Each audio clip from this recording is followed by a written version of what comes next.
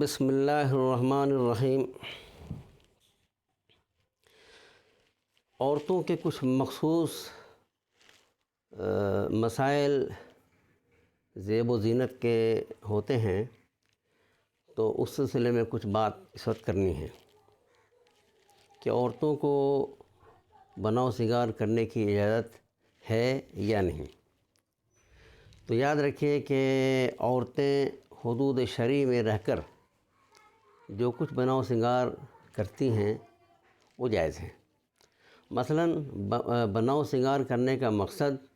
اپنے شوہر کو خوش کرنا ہو تو اس کی اجازت ہے، شریعت نے اس کی اجازت دی ہے۔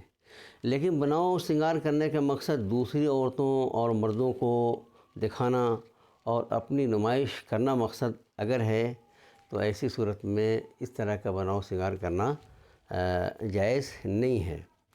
عام طور پہ عورتیں گھروں میں تو جیسے تیسے رہ لیتی ہیں، لیکن جب کہیں جانا ہوتا ہے کسی تقریبات میں یا اور کسی پروگرام میں یا گھر سے باہر، تو اب یہ ہے کہ وہاں بناؤ سنگار کر کے وہ نکلتی ہیں۔ تو گویا کہ بناؤ سنگار کرنے کا مقصد بدل گیا کہ وہ تقریبات میں جا کر عورتوں کو دکھانا اور اپنی نمائش کرنا یہ مقصد ہوا، تو ایسی صورت میں اللہ تعالیٰ کے یہاں اس کی پکڑ ہوگی۔ رسول اللہ صلی اللہ علیہ وسلم کا ارشاد ہے کہ جو عورت بے موقع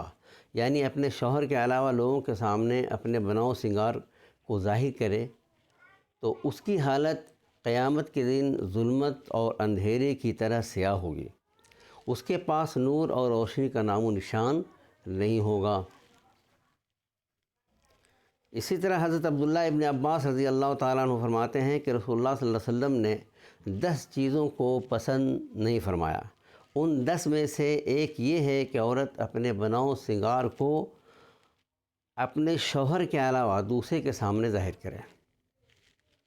ایک حدیث شریف میں ہے رسول اللہ صلی اللہ علیہ وسلم نے فرمایا کہ ایسی عورت پر لعنت ہے جو دوسروں کے سامنے اپنے زیب و زینت کو ظاہر کرتی ہیں۔ تو ظاہر سی بات ہے کہ اب عورتوں کو اس کا خیال رکھنا چاہیے کہ بناؤ سنگار اگر کریں تو اپنے شوہر کو دکھلانے کے لیے کریں، اس کی اجازت ہے، اور اگر کسی تقریبات میں جانے کے لیے اور دوسروں کو دکھلانے کے لیے اور اپنی نمائش کرنا مقصد ہو تو اس کی اجازت نہیں ہے۔ اسی طرح سے ایک مسئلہ اور عام ہے کہ زیب و زینت اور اس کے سامان پر اعتدال کے ساتھ خرچ کرنا اور اسراف اور فضول خرچی سے بچنا بے انتہا ضروری ہے۔ دل میں آنے والی ہر خواہش کو پورا کرنے کی ہرگز کوشش نہیں کرنی چاہیے، بلکہ شوہر کی استطاعت اور اس کے بجٹ کا خیال رکھتے ہوئے اپنی فرمائش کرنی چاہیے، ورنہ نئے نئے فیشن اور مہنگے سے مہنگے زیورات کے شوق میں گھر اجڑ جاتا ہے۔ اللہ تعالیٰ کا ارشاد ہے کہ فضول خرچی کرنے والے شیطان کے بھائی ہیں اور شیطان اپنے رب کا ناشکرا ہے۔ تو کیا معلوم ہوا کہ عورتوں کو ہر خواہش کے پورا کرنے کا خیال جو آتا ہے اس کو ترک کرنا چاہیے، اور کسی بھی سامان کی خریداری میں چاہے زیورات ہوں چاہے فیشن کے سامان ہوں، اپنے شوہر کی استطاعت اور بجٹ کا خیال رکھتے ہوئے یہ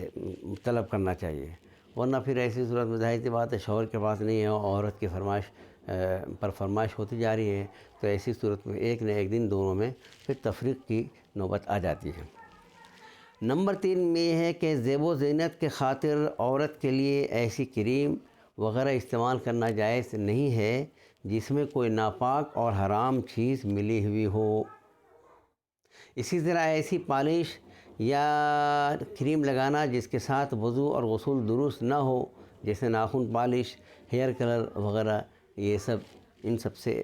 بچنا چاہیے۔ ایسی چیزوں سے زیب و زینت اختیار نہیں کرنا چاہیے جس میں حرام چیز ملی ہوئی ہو یا اس کے لگنے سے وضو اور غسل نہیں ہوتا ہو۔ اسی طرح سے زیب و زینت میں ایک بات کا خیال رکھنا چاہیے کہ ایسا طریقہ اختیار کرنا چاہیے جو کافر عورتوں کی مذہبی نشانی نہ ہو